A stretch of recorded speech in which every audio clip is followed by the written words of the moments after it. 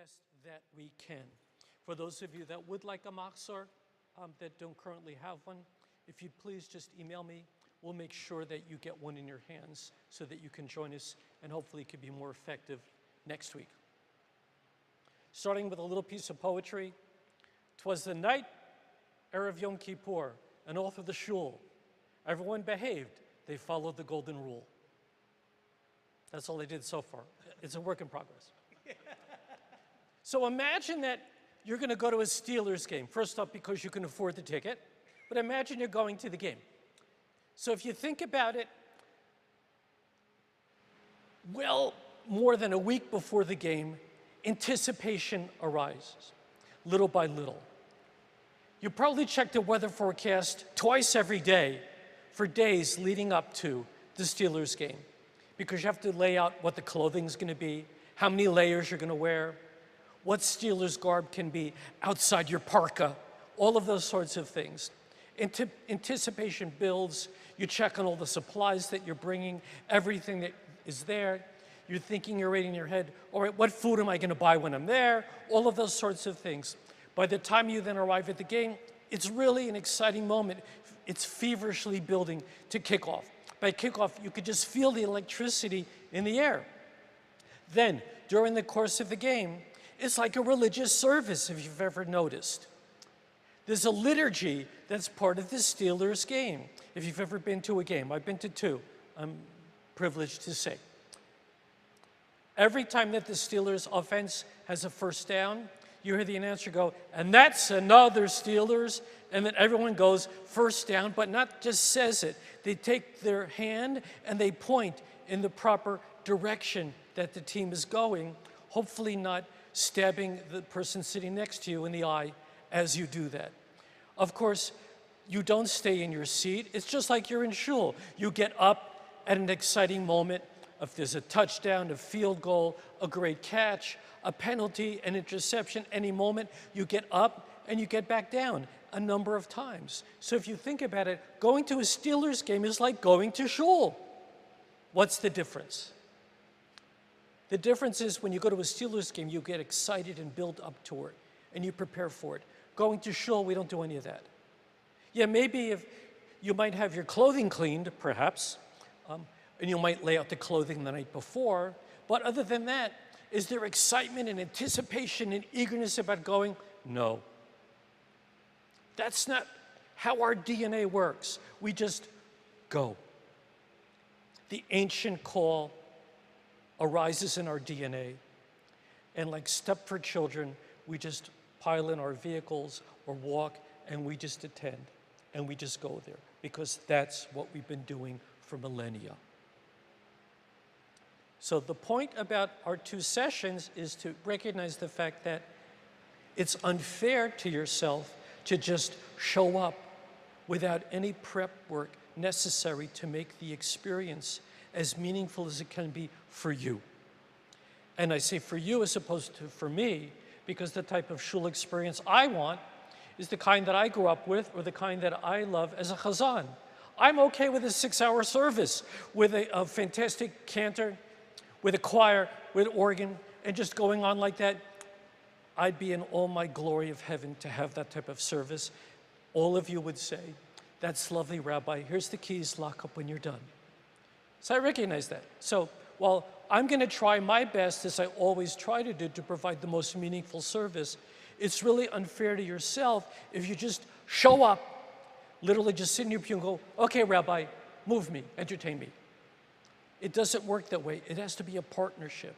Part of that partnership is in recognizing not just why are we there, but a little bit of what's in this massive tome. Because if you think about it, there's no other book other than the Haggadah that we go straight through on a holiday. On Shabbat, the entire Siddur contains the Friday evening service, the Shabbat morning service, the Torah service, the Musaf.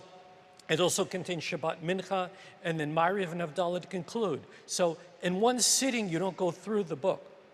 In this machzor, we go through half the book for all of Rosh Hashanah. We do the other half for all of Yom Kippur, so by the time Yom Kippur is done, we've completed an entire book. So to help you be prepared to find meaning in what you're doing. The idea is to have a boot camp, to be able to get ourselves in shape spiritually, metaphysically, so that being in shul, be it virtually or being in person, can be something meaningful for you. So to that end, we're going to take a look at some of the elements that are in there. We might even sing a tune or two to help us get in shape with the melodies that we haven't sung in a year. So, to start, what we're going to be doing is taking a look at not the ordinary stuff that you can find in your Machzor every day of the year, but what are the things that are added that you only find in the book for the High Holy Days? What are all of the additions, the things that make it unique, the things that, other than melodies, give it the flavor that identifies it with High Holidays? So, we're going to take first a look at something really very brief. If you happen to have a Machzor handy, it's page 280. Don't worry if you don't. I'll read it to you so you can get a sense of what it is that we're looking at.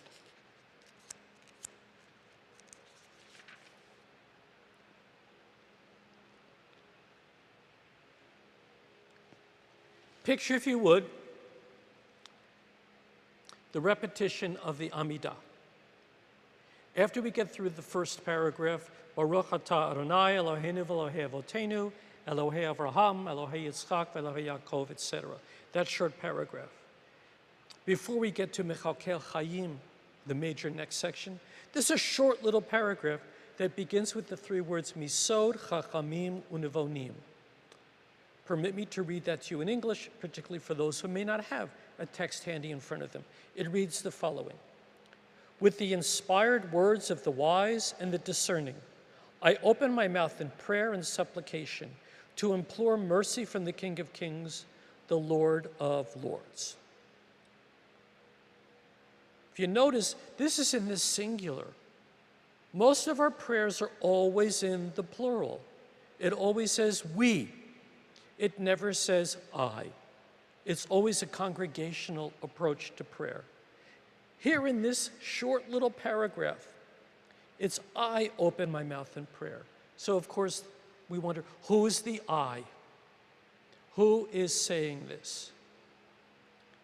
The answer is the person leading the service. The term we usually give is not always chazan, because in earliest days, we called that person the shaliach tzibur. Shaliach means emissary. Tzibur is another word for the congregation. The shaliach tzibur is the emissary of the congregation. This is the person empowered by the congregation to act on their behalf as an emissary towards God, a person who is skilled in Hebrew and skilled in the prayers. Why did we need someone with those skills? What did people use before the printing press? Nothing. Therefore, think of it, the person who led the prayers, where did they go to know them? Here. Everything was here. So the person leading the prayers had to have the skills to be able to have it all here and be able to then express it to the congregation. So what was the congregation's role? To listen. That's why the Amidah is repeated out loud. Not just to listen, but participate. How does the congregation participate? One word, Amen, which we believe means I agree. It can mean a lot of other things, but we really mean I agree. So the person leading prayers had to have it all here. Well, that's really hard to do. Take it from one who knows this stuff. It's really hard to have every word memorized. Sometimes you make mistakes. However, if you make a lot of mistakes, you're going to be unemployed very quickly. So, where will you go for that inspiration to be able to say it properly and to get it right? God. Thus we have, with the inspired words of the wise and the discerning, I open my mouth in prayer and supplication to implore mercy from the King of Kings, the Lord of Lords. God, help guide me in what I'm about to say, that I can say it right, that it can be meaningful and appropriate for those who have selected me to serve on their behalf. This is what we call in Hebrew a reshut, a permission. Before the Shaliach Tzibor, the person leading the prayers, could continue, they need to insert a permission prayer to say to God, may I have permission to now insert stuff that we don't regularly say during the year. May I have your permission to improvise on the spot something that might come to me. So just like you think about it, someone can improvise a speech. Well, here we have the Shaliach Tzibor improvising prayers in Hebrew. That means they had to be pretty darn good with the Hebrew, well-versed not just in Hebrew, but in the Bible and in other prayers, to be able to compose something on the spot, right there, that meets the moment. They first need permission to do it. So sprinkled throughout the Machzor are what we call rishuyot, the plural of rishut, permission prayers. The purpose of permission prayers is to ask God's permission to be able to do so. We have books right there in the box. So it's all about permission to be able to say these prayers. And that's where we find these permission prayers. We have a number of them. This is the shortest one, page 280, second paragraph. This little paragraph is said every Amidah that is repeated out loud. You'll never find it in the private Amidah that you say to yourself. In the public repetition of it, meaning any morning or afternoon service, this is said first because of all the additions. So this is a very short permission prayer. Let's take it one that's a little bit longer. Let's turn to page 302. For those of you joining us from home, I will once again read the text to you.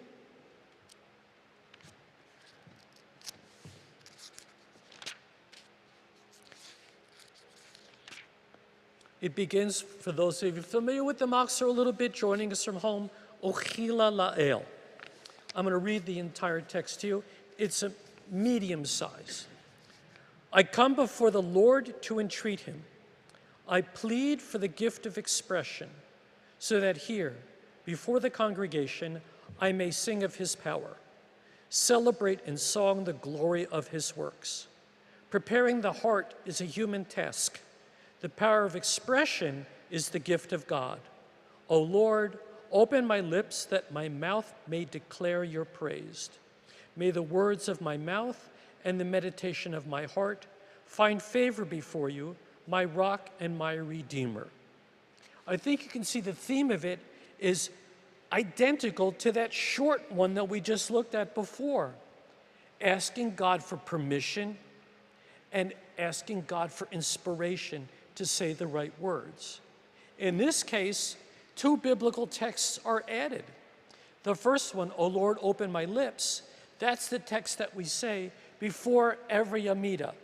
There's a little line at the beginning before we enter the opening paragraph of every Amidah. That's the line where we recite this. This comes from the Psalms. King David said this. Even King David needed inspiration from God to say the right thing. So if King David, who wrote the Psalms, needed inspiration, how much so, more so do we? And then, may the words, where do we find that? At the end of the Amidah. So these two little pieces here, one comes at the beginning of the Amidah, one at the end. Once again, the Shaliach Tzibor, the emissary of the people, pleads before God, but not just pleads. Ochila and Achaleh give this sense of pleading, but in a trembling sort of way. Fearful, full of awe before God. That's the sense that this prayer gives to be able to do that. Well, why is this one here? seemingly in the middle of the machzor, right? Why? The answer, believe it or not, is turn to the next page. What's the prayer on the next page? On page 304. Look at the first word, the Aleinu. Not just any Aleinu. You think of the Aleinu, if you think during the year, the Aleinu that comes at the end of the service, right? This is not. This is what many people in synagogues call the Great Aleinu. This is the origin of where it began, right here in the middle of Musaf on Rosh Hashanah. The ark is open, and think about it, during the Great Aleinu, what do you see me, and in the case here, Sarah, do? What do we do during the Great Aleinu? We go down on our knees and bow our head during the Great Aleinu. Well, but before you could do that, the person leading the prayer needed the inspiration from God to say the words right. Remember again, before the printing press, all of this was in the head, hopefully, of the person leading the service. These things were composed, but it was an oral tradition. To write something down on whether it be papyrus or some sort of animal skin, which is parchment, was really very expensive. Most people could not afford to purchase it. So other than a Torah scroll, a lot of this wasn't written down yet. So this was all in the head. So hopefully you could remember how the Aleinu went. You're asking God, help me remember, help me say it right, help me say that it's meaningful. So before you could say the Aleinu, which shows how important the Aleinu was to the liturgy, this permission prayer had to be uttered before God, because we're adding elements to the service that do not exist on the regular Shabbat or festival template. Imagine that the service is just a series of scaffolding. The scaffolding represents the normative prayer structure for the Sabbath. Hanging off the scaffolding are all of these additions for Rosh Hashanah and Yom Kippur.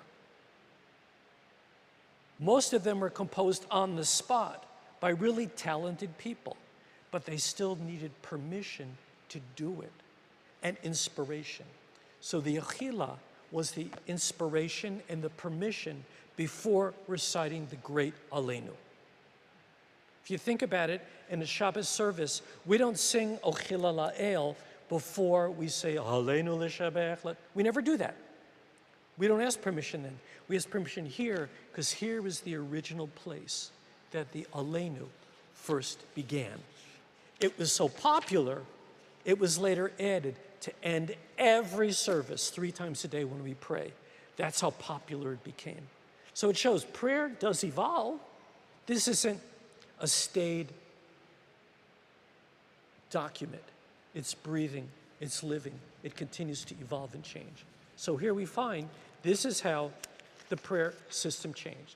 So now we've seen a short permission, a medium permission. Now we're going to look at a really long permission prayer. To do that, you need to turn back to page 279. Look at the first word, it'll tell you immediately what the prayer is. Rabbi, God bless. What's the first word? Hineni. Who does the Hineni? That's the big cantorial piece of all of the holidays, right? The Hineni. So what's the Hineni? A permission prayer. The Hineni comes before the Amidah even begins. Just before the Musaf Amidah. That tells you how important, number one, the Musaf Amidah was, because that's where so many additions were. And number two, it was such an important thing, there needed to be a permission prayer. But not just any permission prayer. This is the longest permission prayer that we have in the Machzor. It's the longest permission prayer that exists anywhere. And if you look at it, let me just open the little bit of it to share with you, those of you at home. What does it say? And you'll hear themes that I've already mentioned. Here I stand, deficient in good deeds, overcome by awe and trembling. in the presence of him who abides amid the praises of Israel. I have come to plead with you on behalf of your people Israel who have sent me, though I am unworthy for this sacred task. This is just a longer version of the same concept, asking permission, mentioning how unworthy one is, and hoping that God will provide the inspiration and that God will find the prayer to be acceptable from someone who believes that they are unworthy to stand before God and lead prayer on behalf of the congregation. It's a really powerful moment, and it requires that pause, that stoppage in communal prayer for the person leading the service to be able to speak to God and say, God, I've been appointed by the congregation to pray on their behalf, even though I'm not worthy. Please find the humble prayer of your unworthy servant meaningful to you. Please accept it, and please give me the inspiration for it. It continues, accept my prayer as though I were supremely qualified for this task, imposing an appearance pleasant to voice and acceptable to all. So, asking permission for God that even though I'm not worthy, please manage within this moment to deem me worthy to do it. So our liturgy is filled with personal prayers for the prayer leader, be it the chazan or the shaliach tzibur, the prayer emissary, to plead before God to accept the prayers from an unworthy human being. That's one of the main elements of it. Once these permission prayers are then given, and unless we have a divine voice from God that booms, no, therefore, we're going to anticipate that all of the additions for the high holiday services are now okay, and you can add them. So that's the purpose of these. It's to open the door, literally, to heaven, to give permission to add everything that we're about to add that we don't say on Shabbat. So the assumption is, in the absence of God saying no, we have permission to add them. So we're going to now take a look at some of the things that we add, and let's see thematically how they go. Let's start with something very short that I believe would be familiar to quite a number of people. Let's turn back to page 166.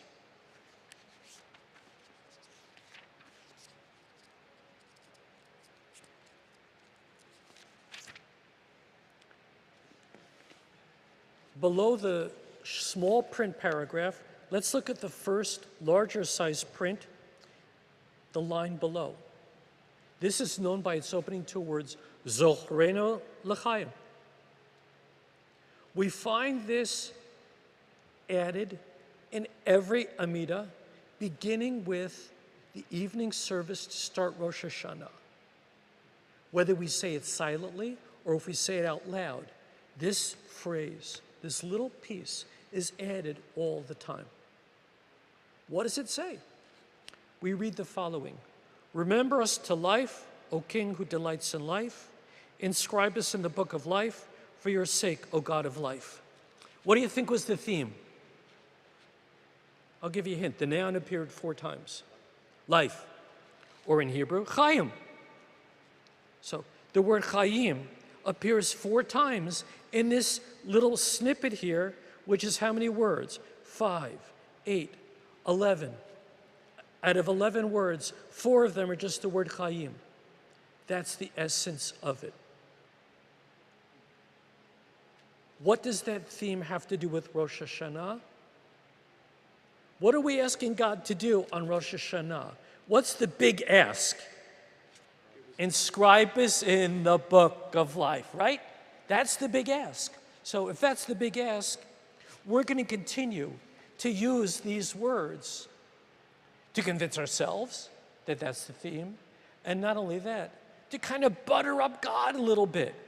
If we keep pleading with God to do that, maybe God will get the hit that we desperately want you to inscribe us in the book of life, which is what Rosh Hashanah is all about. Because by Yom Kippur, we finish asking God to inscribe us in the book of life, and what do we want God to do now?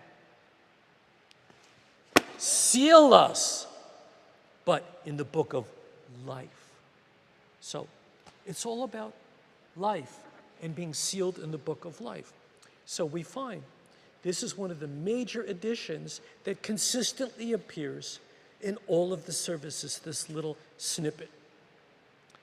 Let's take a moment, and I'm going to sing it to help refresh our memories. If you feel so moved, please join in, whether you are at home joining us or in person, and we sing this. Zochreinu lechaim, melech hafetz b'chaim, v'kotvenu b'sefer ha'chaim, v'kotvenu b'sefer ha'chaim, lemancha Elohim echayim. We sing that forever, throughout all of Rosh Hashanah and all of Yom Kippur. One of the very short additions that we have that continues to add all around Chaim. Another short addition on the same page, next to last line up. When we look at the first two words, Michamocha, we think of the Michamocha that we sing in the morning or evening, Michamocha B'olim Adonai. This is different. This is an addition one. Let me read the English text for those of you joining us who don't have it. Who is like you, Father of mercy? Mercifully you remember your creatures for life. What do you think is the theme of this one? The word appears twice, by the way. Mercy. God is a God of mercy. And God remembers us mercifully, what? For life, for Chaim. So, in the first one, we want Chaim. In the second, we implore God's mercy, be merciful. Again, that whole concept of we're not worthy. But even if we're not worthy, then we're calling upon you as a merciful God.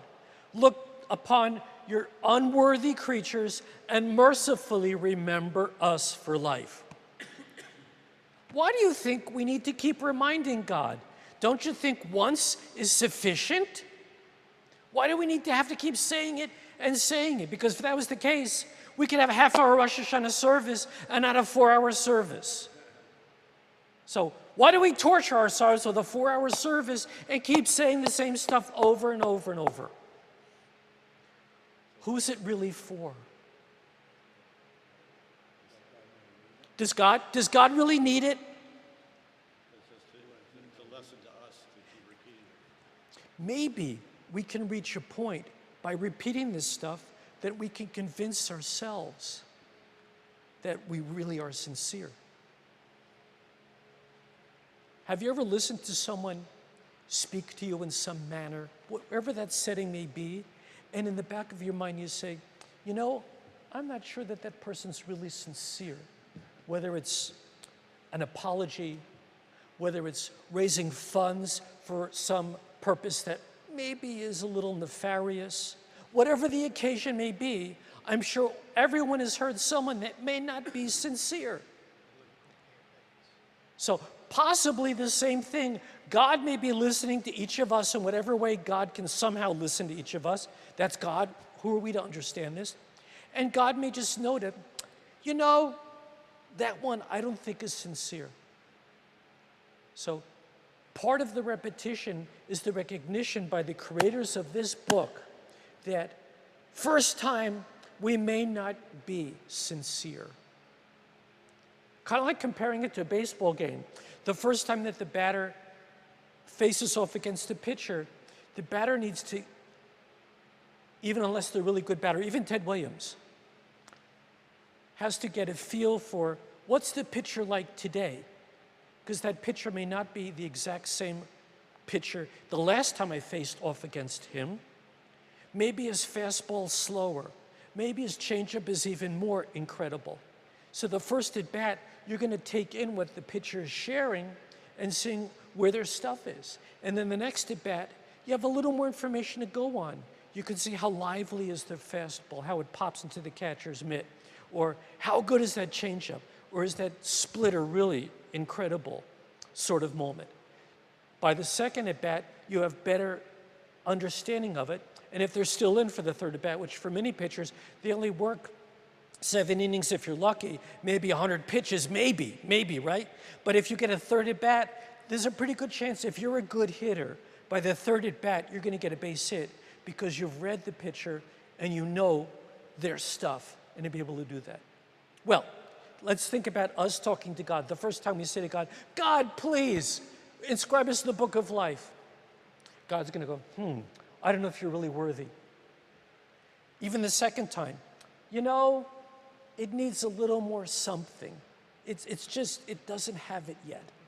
Maybe by the third time, God may indeed get from you that you are sincere about it. So sincerity comes only from you. Each of us creates our own sincerity.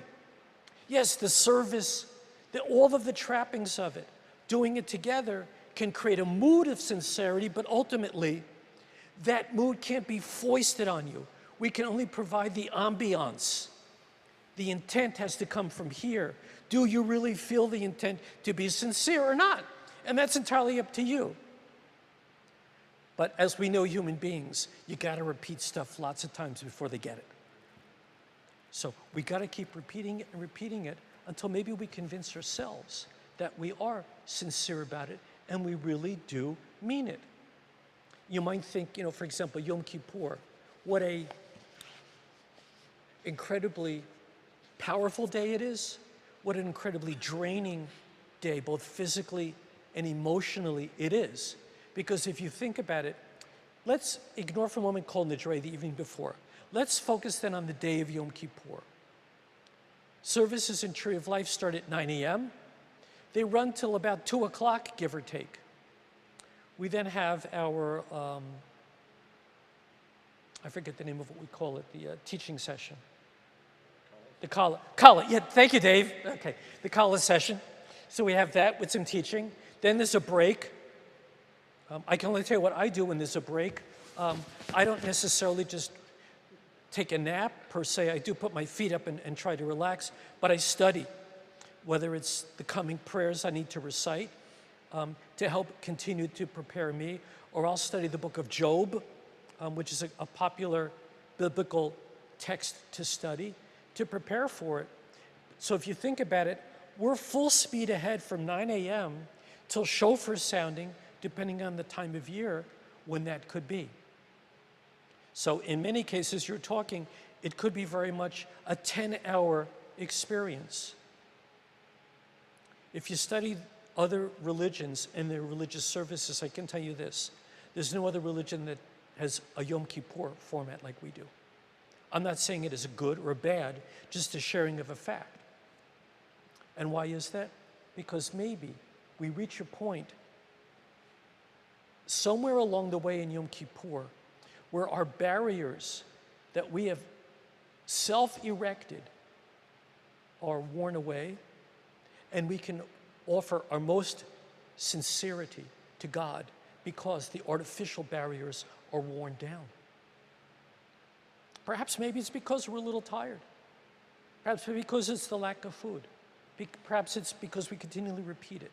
But all of that put together wears away those barriers. So perhaps as Yom Kippur continues throughout the course of the day, we're at our most sincere, the most naked version of ourselves that we can be before God, because all of the trappings have fallen aside. It's now just us and God. No one person reaches that place of sincerity with God at the same time as the person seated next to them. Children and parents don't reach it at the same time, despite DNA. So the real purpose of all of this is to help us find that path of sincerity to God, of being honest first to ourselves, because you can't be honest to God unless you're honest to yourself. This is the vehicle to help us get there, to be able to do that. And the whole premise is you can't just show up and expect that there's a magical moment. Despite my Harry Potter-esque feeling of being in this beautiful sanctuary, there's no magic wand I can pull out and recite some incredible phrase and poof, that's how it happens. So it's teamwork between the person leading the services, you as a congregation, and this incredible tool, the machzor, to do that. So we have these texts that we keep repeating and repeating and repeating to help us get within that framework. Let's take a look at another short snippet that does the same sort of thing. For that, we turn to page 180. Once again, I'll share the text with those of you joining us at home.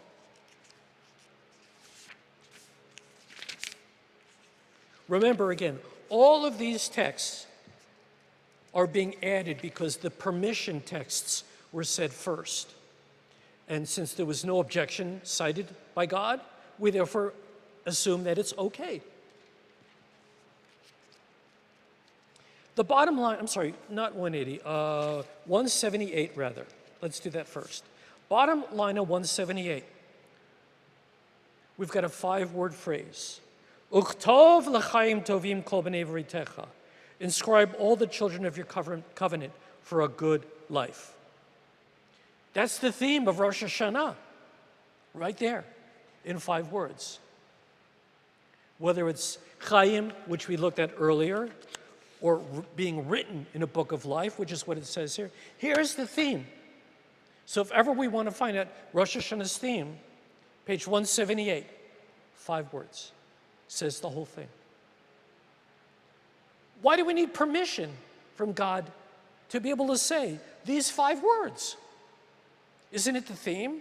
Isn't it in all of our greeting cards? Despite that, once again, anything that's not part of the regular framework of prayer that's added, permission was always needed to elaborate upon. So permission is added. And why are we adding it here? Because it's near the end of the Amidah. So the theme gets sprinkled throughout the Amidah. So even though we said it at the beginning, and then we have all of these additions in the middle, we also add the theme at the end as a reminder. Maybe to God, maybe to ourselves. So we keep sprinkling this reminder throughout the service, the same reminder again and again and again to be able to do that. So we have this reminder added. Then moving ahead, this time I think it's page 180, another little snippet that we add. This time it's the last 3 lines. A little bit longer. Many of you may recognize it by the first 2 words, B'Sefer Chaim. We read in English, in the book of life and blessing, peace and prosperity, may we and all your people, the house of Israel, be inscribed for good and peaceful life. No different than that little snippet on the previous page, a longer version. So as opposed to just inscribe us in a book of, in your covenant for good life, now it's a little longer. The book of life, blessing, peace, prosperity. Why is it a little longer? Because we're almost done with the service.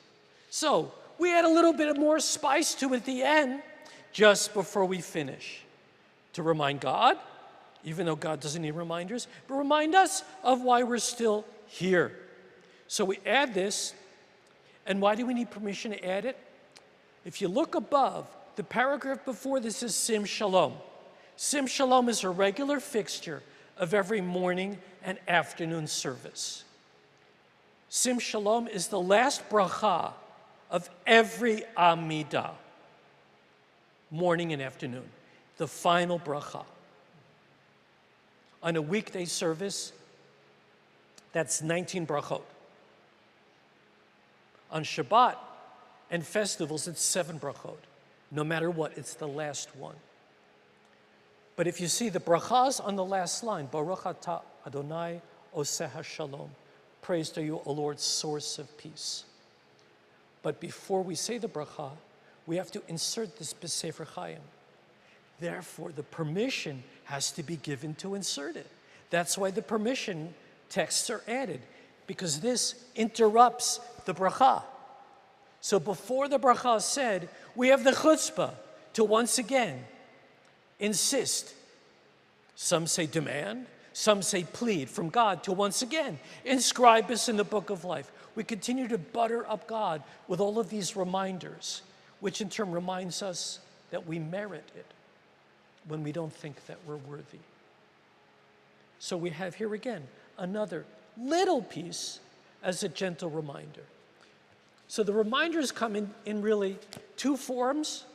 They come in these little snippets that are added, and then they come in vaster, more incredible poetry and prose that have been added that, if anything, shows the incredible mastery and skill sets of people who've composed these things that are in here. And what we're doing tonight is just looking at some of these little snippets, and you can see peppered or salted throughout the course of the Amidah are these continual reminders of why we're here, just in case we forget.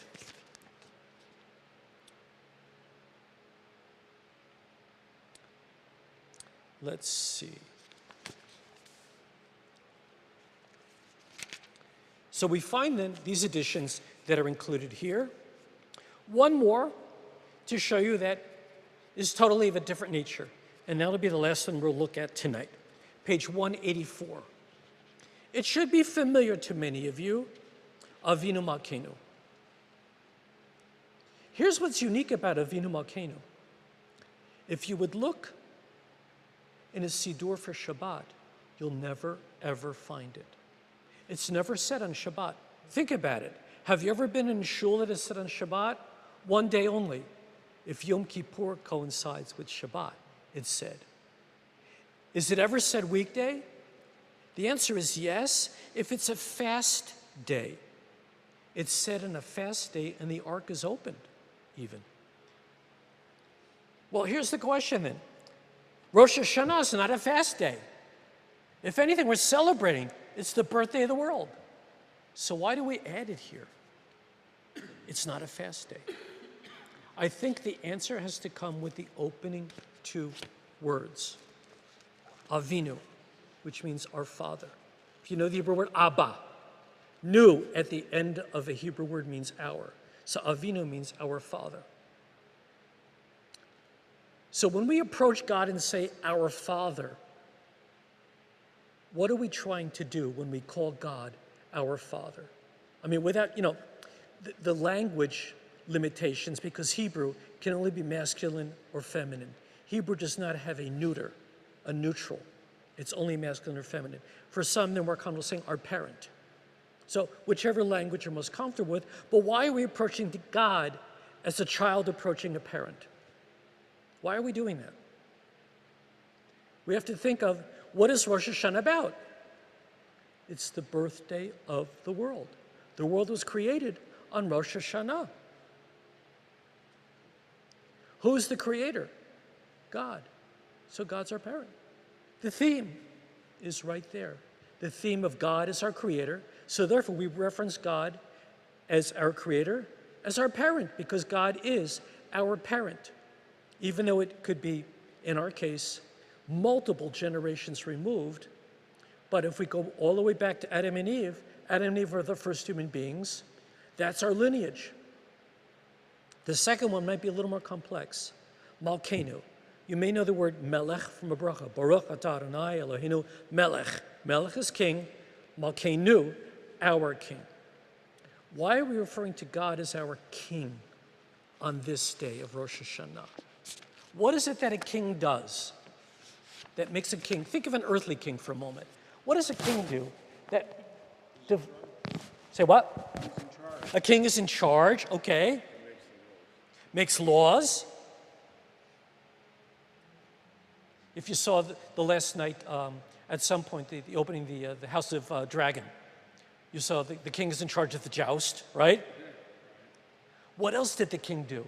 What was going on simultaneously? Did anybody see it last night? Oh, then I don't want to give it away. Shh, I will give it away. I won't give the rest away. But a king also passes judgment upon his citizens, right? The subjects. The king passes judgment, right? The king was not only the ruler, but the king was the court. The king had a court of advisors. Think of Achashverosh, right? Who was Achashverosh's number one advisor? He who must not be named? Haman, right? Was the number one advisor? Well, if earthly kings make judgment, how much more so should the heavenly king make judgment, right? That's what the heavenly king does. God makes judgments. What's the judgment being made? Life. Who shall live and who shall die? That's what God is doing on Rosh Hashanah. God sits all year long on the throne of judgment, making judgment about every human being. What we ask God to do, particularly by the time Yom Kippur comes, is to shift. That God, we imagine, has two metaphorical thrones. There's a throne of judgment, and there's a throne of mercy. We're asking God to please get up from your regular throne of judgment and take a seat on the throne of mercy. Be merciful with every human being that's praying before you, and inscribe us in the book of life. So when we refer to God as Avinu Malkeinu, it's referencing God as our creator, which is Rosh Hashanah, and Malkeinu as God as judge, but we're asking God to now sit in the seat of mercy and judge mercifully. We then have this litany, this list of statements that are made before God. Except on Shabbat, we don't say them. On Rosh Hashanah, on Yom Kippur, we do say them. So we have a list of all of them here. This has evolved over time. The list most likely started as a very short list. Over time, it grew in length. I can't tell you at what point they said, enough already. It's long enough. The people can't take it anymore. 1 page is sufficient for the printer, sort of moment. I can't tell you when that happened or how and why that happened, because that's the fascinating thing about the elevation of prayers. Over time, they get longer. Sometimes they even get shorter. This one grew longer over time. Of particular note is a short section in the middle of it. If you're looking in the Machzor and can read the Hebrew, it's line 1, 2, 3, 4, 5, 6, 7, 8. I'm sorry, 1, 2, 3, 4, 5, 6, 7, 8. The 8th line. And the reason I bring attention to the 8th line is because we then have a particular verb that appears 5 times. Kotvenu, from kotev. Inscribe us. Once again, that theme plays forth on Rosh Hashanah. Inscribe us. What things do we want God to inscribe us in here? In the book of goodness, in the book of redemption, in the book of sustenance, in the book of merit, and then lastly, in the book of forgiveness. Because of all of them, that's the most critical one. Because if God can't inscribe us in the book of forgiveness, then we are up the creek without any paddles. The rescue boat is not nearby. Someone bored a hole under our seat, and there is no redemption at that point. So most importantly is not just goodness. We all want goodness. We all want to be in a book of goodness as opposed to a book of badness, so to say, right? We all want a book of redemption as opposed to a book where we're not redeemed, that there's nothing redeemable. All of us want to think there's something redeemable about each of us. All of us want to be in a book of sustenance, in many regards, be it bodily sustenance, checkbook sustenance, spiritual sustenance, all of those categories of sustenance. We want to be sustained by God in all that we need. In the book of merit, that what we have done during the course of the past year is meritorious and deserves to be in a book that lists our merits. Because remember, everyone from the midrashic point of view has a page in God's book of P&L. But instead of P&L, it's sin and mitzvah. Those are the 2 columns. And we imagine that God probably has, I would anticipate, the latest version of all of Microsoft, so God's Excel spreadsheets are probably even the newest version we haven't seen yet. And God's looking at all of our Excel spreadsheets, or for those of you with the old school, that it's the book with a pencil and everyone's is written with pencil. Whatever the version, God's looking at it, and we're hopeful that the prophet side, the mitzvah side is longer. That's what we hope. But in the end, who decided where it goes? We did. It's just the story of our life for the year. So we're hoping that the merit side, the mitzvah side, is longer than the sin side. Ultimately, only two people know that. Only two know that. God knows it, and we know it. So we're hoping that in all of these books, particularly the book of merit is good, because in the end, that's what we hope for. And it leads to the final book, the book of forgiveness, the most critical one. That even if the book has your lost side being worse, the sin side is worse, does that mean that God won't forgive us? Absolutely not. If we're sincere, God forgives us. That's the whole thing about repeating and repeating and repeating to reach a stripped down version of ourselves that's just sincerity, that God can believe us. Now, some may say, Rabbi, what? I can still do this in half an hour. My answer would be, try it and let me know how it goes for you.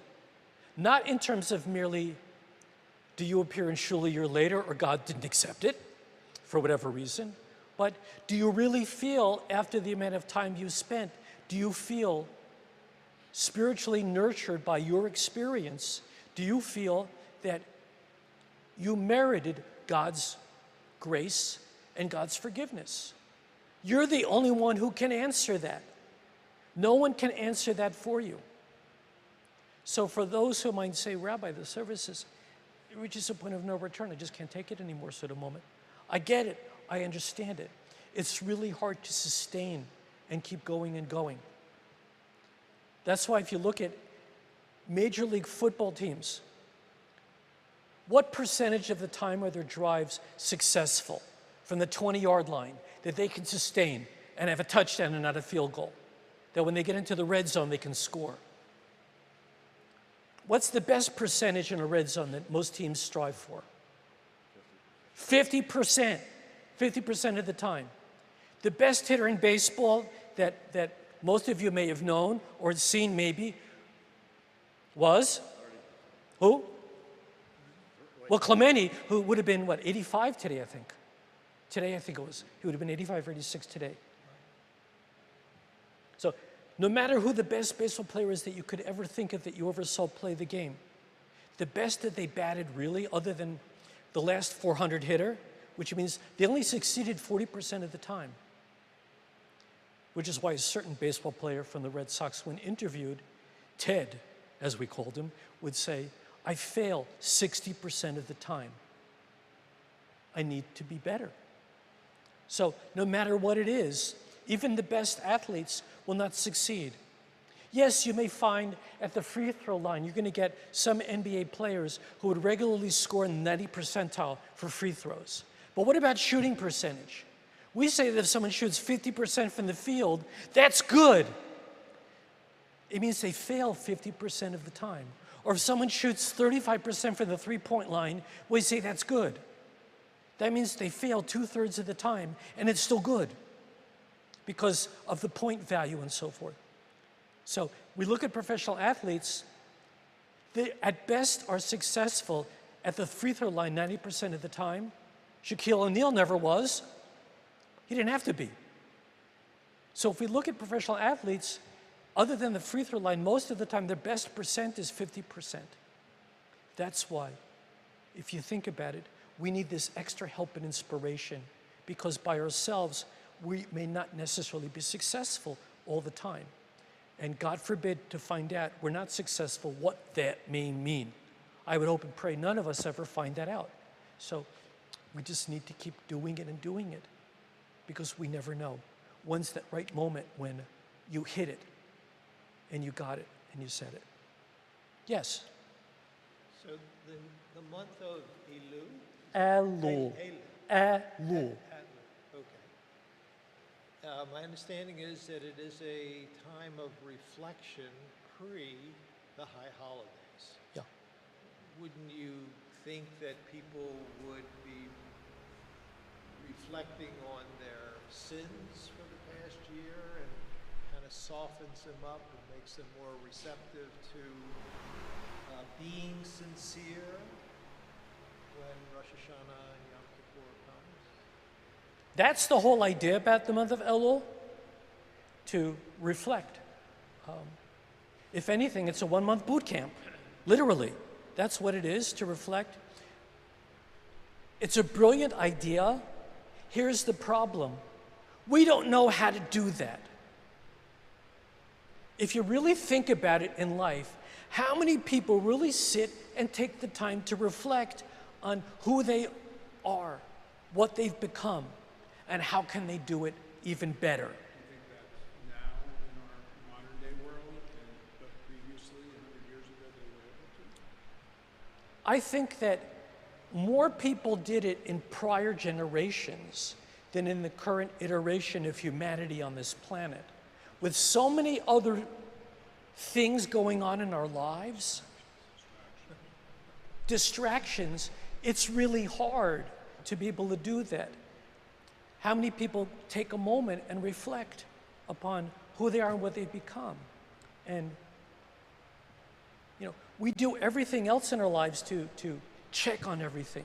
And I've written about it, how we make sure that we at least get a physical once a year. If not, even some doctors have it now twice a year, that you get a physical in all ways and shapes and forms, whatever that may mean, right? We take our car to get the oil changed. Many people have an insurance sort of policy on their HVAC system and have the system checked twice a year, get the filters changed, the whole system cleaned out, etc. We all have those sorts of things that we do. We do a full and spring cleanup on our home, indoor and outdoor sorts of things. But how many of us take a moment to really just reflect on who have we become? That's, I think, the genius of the month of Elul, that you're given an entire month, not to waste away and at the 11th hour suddenly, oh, I forgot, let me do it now, moment, but to really take the time to look in the mirror and really reflect upon who you are, who have you become, and how can I become an even better version of myself? Expecting that no matter who you are, none of us are at the best possible versions of ourselves. There's still always room to be a better version. That's what the month of Elul provides. But how do you do that is really hard. So that's why the past few years I've shared this wonderful workbook that a colleague of mine created to help each day with a brief activity that doesn't take very long to be able to add to the concept of reflecting. And I'll be getting that and sharing that because the month of Elul begins next Sunday. So next Monday we begin sounding the shofar, which is the Jewish alarm clock to wake up and to do the review. So just as we do that sort of review, if you're going to sit down with an accountant and review the year, how come don't we deserve to sit down and review ourselves to be the best possible version? Judaism is brilliant in that. We're given a month to be able to reflect upon it. But it's really hard to figure out, how do you do that? Do I just look out a window when it comes to me? So that's why I share that resource. Some people may find it meaningful to have a self-guided workbook to really think about, how do I do that? And even if you find one page that helps, I'd say, that's wonderful. That's one page more that you probably may not have considered. So I encourage everyone, I do it. I try to take the time every day, whether it's that workbook or some other form of self-reflection, to really consider myself, how can I be a better rabbi, a better chazan, a better human being, a better father, a better husband, etc. And we deserve it for ourselves, and all the people we associate with deserve us to be our best. So that's what it's all about. I was just, again, the question is about how to think about this time, and do we think in terms of that which we have done well, as in doing mitzvah, doing olam, Or do we think in terms of what we have not done well? Or do we think in terms of both? What we've done well, what we've not done well? Do we think in terms of, well, I would imagine, I can think that 85% of the time I was a good human being and 15% I wasn't. Or how exactly does one think about this in a reflective mood, reflective way? I think the hardest thing for any human being is to be honest about themselves to themselves. Sure. That's really hard. Sure. So to be able to get to a point where you can be honest with yourself, I think is a lot of effort to begin with. I think that this reflective period is both upon what we've done well, to offer ourselves encouragement, to do more of that. Whatever the mitzvot are that we do well, to continue to do them, perhaps expand the parameters for that mitzvah, or incorporate one new mitzvah that is within the path of reason for you and engage that mitzvah in some manner that you haven't. As well as take a look at, what are the things I didn't do well and what can I do better? We all have piles of both. The stuff we do really good, that's okay, let's do more of that.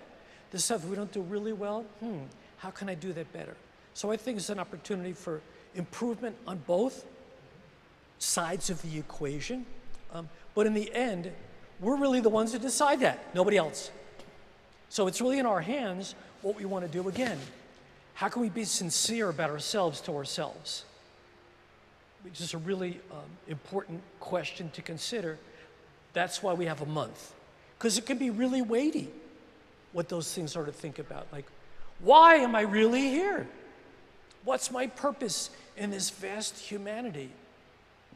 What purpose? I seem so insignificant in it, but I am here. So how can I make the best of the time that I'm here in some really meaningful way? Heavy, weighty questions. This is the time of year for heavy, weighty questions. And if you engage in them, that's good, because only good can come out of that. Because you had the bravery to reflect. And that's a really brave and noble thing to do. To face oneself. To face oneself. Yes. But hopefully it's not the portrait of Dorian Gray, where you look at the portrait and go, sort of moment. But to be honest, and that yes, we all have Dorian Gray moments. We all do. That's what it means to be human. But to also recognize we also have noble things in our lives too. And how do we just increase the noble side of it? And how do we decrease the less noble side? So the month is really preparatory for... Really That's why I called it boot camp. It is. For God's forgiveness. Not just God, our fellow human beings. From now until Yom Kippur, it's to ask fellow human beings for forgiveness. Yom Kippur Day is all about asking God, because by Yom Kippur, you should have now been done trying to right the wrongs of other human beings. So you really have 40 days to do that. Yom Kippur is about God, because at that point, you're done. Now it's about God, and only God. Well, I thank you for taking time, both of you joining virtually. Once again, for those of you joining virtually, thank you. And if you'd like a copy of the Machzor, just drop me an email, and we'll work out a way to get a copy of the Machzor in your hands to be able to participate more fully. I thank you all, and that ends it for this evening. Thank you to everyone in the crypt below for live streaming and the microphone.